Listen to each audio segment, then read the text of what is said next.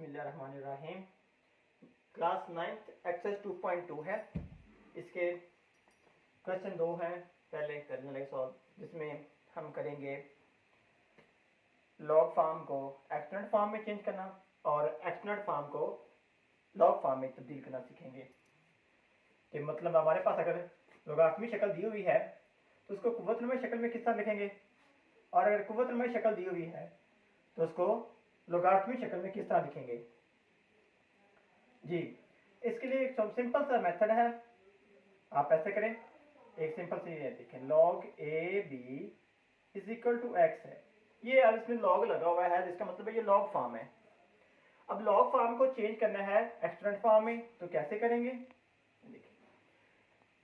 ये होते हैं बेस। मैंने यहाँ पे एक थोड़ी सी वजाहत की हुई है कि कोफिशिएंट क्या होता है लॉग में, बेस क्या होती है और उसके एक्सपोनेंट कौन सा होता है।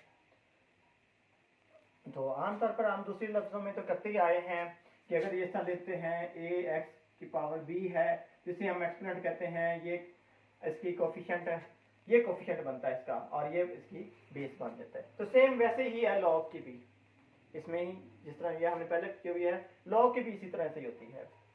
अब इसमें क्या करेंगे, x a की पावर बन जाएगा और b दूसरी तरफ कन्वर्ट हो जाएगा। इस तरह से बनेगा a की power x is equal to b। अब ये इसकी एक्सपोनेंट फॉर्म आ गई, ये लॉग फॉर्म थी और ये इसकी एक्सपोनेंट फॉर्म बन गई है। अब कुछ क्वेश्चन करते हैं तो आपको ज्यादा क्लियर हो जाएगा। ये हमारे पास एक एक्सपोनेंट फॉर्म दी हुई है, जिसको लॉग फॉर्म में लिखना है। तो लॉग फॉर्म में लिखने के लिए सेम लॉग लिखेंगे। अब वही चीज है रिपीट करनी, ये लिखी हुई है तो ये इस तरह मतलब है कि हमारा जितना a इधर बेस था तो लॉग इधर हमारे पास 2 है तो ये 2 बेस बन जाएगा। 256 इज इक्वल टू 8। ये हमारे पास सवाल। अगर इसका करना चाहें तो ये भी सिंपल है, लॉग लिखाएं 16 1 नंबर 2 इधर आ जाएगा और -1 नंबर 4 इधर चला जाएगा। ये जो पावर थी वो दूसरी तरफ चली गई। इस तरह ये एक PQR के लिहाज से भी कर सकते हैं, लॉग अब Q ये बेस बन गई, P is equal to R, ये इसकी लॉग फॉर्म बन गई। अब हमारे पास क्वेश्चन नंबर 2 है। अब इसमें क्या दिया हुआ है, एक्सपोनेंट फॉर्म दी हुई है, एक्सपोनेंट फॉर्म में लिखना है हमने कि लॉग फॉर्म दी हुई है आपके पास, इसको आपने एक्सपोनेंट फॉर्म में लिखना है। कौन सी शक्ल दी हुई है, लॉग फॉर्म दी हुई है और इसको एक्सपोनेंट फॉर्म में लिखेंगे। कैसे लिखेंगे, वही जो मैंने अभी ऊपर लिखा भी है, लॉग फॉर्म को एक्सपोनेंट में चेंज करना। तो करते हैं 2 की पावर 4 इज इक्वल टू 16। ये बेस था, ये पावर इसकी बन गई, ये 16 दूसरी तरफ कन्वर्ट हो गया। और अगर आप इसको, ये दोनों इक्वल भी हैं, अगर आप देखते हैं तो 2 को 4 टाइम मल्टीप्लाई करेंगे तो 16 ही आता है। इधर भी ये लॉग लेते हैं तो आपका आंसर वही सेम ही रहता है, इक्वल मतलब यही होता है। अब ये वाला क्वेश्चन देखते हैं, ये भी लॉग फॉर्म दी हुई है, इसको एक्सपोनेंट फॉर्म में चेंज करते हैं। तो ये 2 की पावर -3 इज इक्वल टू 1/8। ये लास्ट वाला क्वेश्चन देखें। अब 4 की पावर बन जाएगी -2 इज इक्वल टू 1/16। ये हमारे पास लॉग से एक्सपोनेंट फॉर्म में तब्दील हो चुके हैं। क्वेश्चन नंबर 3 आगे इसका सॉल्व करते हैं जी। क्वेश्चन नंबर 3 में वैल्यू हमने मालूम करनी होती है, एक्स की मालूम करनी है। मुख्तलिफ तरह के क्वेश्चन लिखे होंगे तो उनको हम सॉल्व करेंगे, पता चल जाएगा किस तरह से। अगर लॉग फॉर्म, पहला काम तो है लॉग फॉर्म को आपने इसकी एक्सपोनेंट फॉर्म में तब्दील करना है। कैसे करेंगे, ये मैंने ऊपर कुछ पहले क्वेश्चन भी किए थे, उनके लिहाज से भी कर सकते हैं। देख के हर क्वेश्चन की आपने पहले एक्सपोनेंट फॉर्म लिखनी है। मतलब पहला क्वेश्चन है तो इसको एक्सपोनेंट फॉर्म में लिखें, इन एक्सपोनेंट फॉर्म। इसकी एक्सपोनेंट फॉर्म क्या बनेगी, अब ये 3 जो है इसकी पावर बन जाएगा और 64 उससे चला जाएगा। x की पावर 3 इज इक्वल टू 64। अब 64 की फैक्टराइज कर लें। अगर 64 की फैक्टराइज करते हैं तो ये बन जाएगा 4 की पावर 3। अब इसकी फैक्टराइज क्यों करनी पड़ी है, यहाँ पे क्वेश्चन ये आता है कि इसकी फैक्टराइज क्यों करनी पड़ी है। तो हमने क्वेश्चन में लिखा कि find the value of x। अब x की वैल्यू मालूम करने के लिए अगर तो आ जाए x बेस में तो आपने एक्सपोनेंट सेम करने हैं, और अगर x के आ जाए एक्सपोनेंट में तो आपने बेसिस सेम करनी है।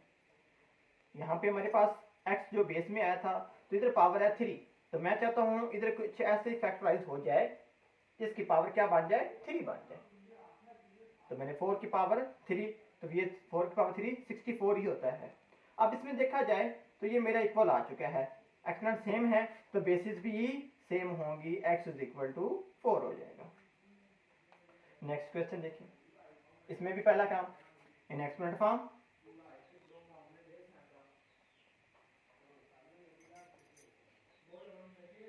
एक्सपोनेंट फॉर्म में क्या लिखेंगे, जो 5 की power x is equal to 1, 5 की power x is equal to 1। अभी मैंने पहले बताया था कि अब अगर x के लिहाज से वैल्यू डिपेंड करती है कि हमने क्या करना है। यहाँ पे x बेस में था तो हमने एक्सपोनेंट सेम कर लिए, अब यहाँ पे x एक्सपोनेंट में आ गया है तो अब हम क्या करेंगे, बेसिस सेम करेंगे। कैसे करेंगे, यहाँ पे है 1, अब हम 1 को इस तरह कुछ लिखना चाहते हैं कि या इधर क्या आ जाए, बेसिस सेम हो जाए। तो 1 हमने पढ़ा हुआ है कि जिसकी पावर 0 हो वो 1 की इक्वल होता है, तो मैं लिख लेता हूँ 5 की पावर 0। अब ये 1 की इक्वल ही होता है, यहाँ पे भी 5 की पावर x, अब बेसिस सेम हो गई यहाँ की, 5 5 same, x is equal to 0। Same इधर करते हैं इन एक्सपोनेंट फॉर्म, इसे उर्दू में लिख सकते हैं कुव्वत नुमाई शक्ल में लिखने से। एक्सपोनेंट फॉर्म x की पावर 1 इज इक्वल टू 8। अब जिसकी पावर 1 हो उसके लिए तो जरूरी हर एक की पावर 1 होती है, तो x इज इक्वल टू 8 आप सिंपल ही लिख सकते हैं, इसे तो आगे करने की जरूरत नहीं, सबसे इजी क्वेश्चन ये था। अब इधर देखें, log 10x is equal to -3। अब इसमें क्या करेंगे, पहले एक्सपोनेंट फॉर्म लिखें,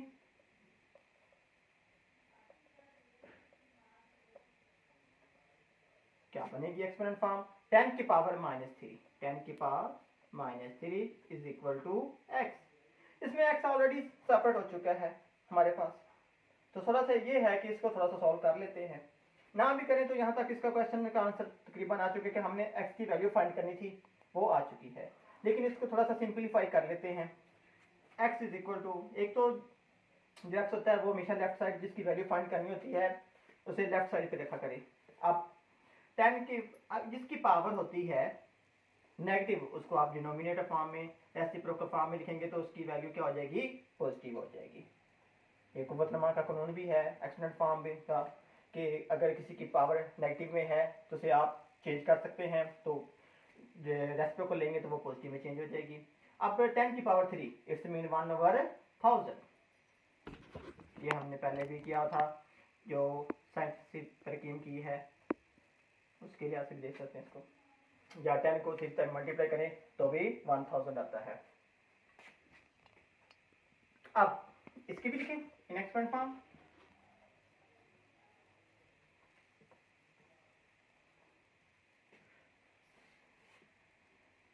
क्या बनेंगे इसके एक्सपोनेंट फॉर्म, 4 की power 3/2 is equal to x। यहाँ पे भी x की वैल्यू तो ये बना चुकी है हमारे पास, लेकिन अगर हम 4 की फैक्टराइज करते हैं हम तो ये बन जाता है 2 की पावर 2 और 3 की पावर 2, इस तरह से फैक्टराइज निकाल रहे हैं। 2 मल्टीप्लाई 2 1, 2 2 4, 2 1 2, 2 2 4, 2 1 2, ये फैक्टराइज की 2 टाइम है तो 2 की पावर 2 लिख दिया, 2 की पावर 2। अब 2 से 2 कैंसिल, इधर x आ रहा है, 2 की पावर क्या रह गई हमारे पास, 2 की पावर रह गई है 3, और 2 की पावर 3 का मतलब है इसे आप लिख सकते हैं 3 टाइम 2 मल्टीप्लाई 2 मल्टीप्लाई 2, 2 2 4 4 2 8, या 2 2 4, 2 4 8, तो ये x इज इक्वल टू 8 आ जाएगा। log 2 10 24 is equal to x है, तो इसको भी एक्सपोनेंट फॉर्म में लिखें,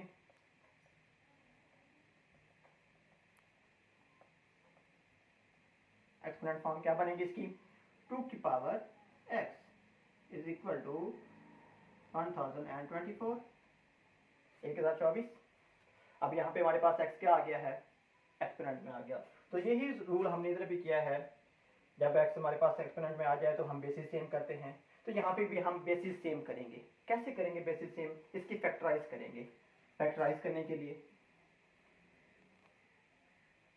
1024 की फैक्टराइज कर लेते हैं।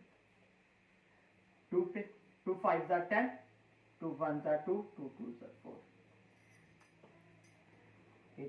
2 2 4, 2 5 10, 2 6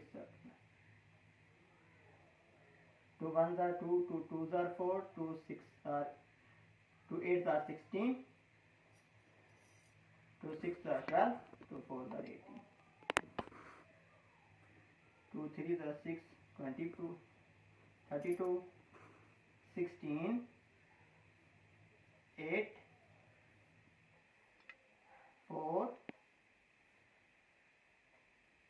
2 1। अब 1 2 3 4 5 6 7 8 9 10, 2 की पावर 10 बनते हैं हमारे पास। तो 2 की पावर 10, इधर 2 की पावर x। अब बेसिस सेम होगी। जब बेसिस सेम हो जाएंगी तो हम क्या करेंगे, x इज इक्वल टू 10। क्योंकि बेसिस सेम हो तो एक्सपोनेंट इक्वल होते हैं, अगर एक्सपोनेंट सेम हो तो बेसिस इक्वल होती हैं। ये रूल्स इस्तेमाल करते हैं इनको हल करने के लिए।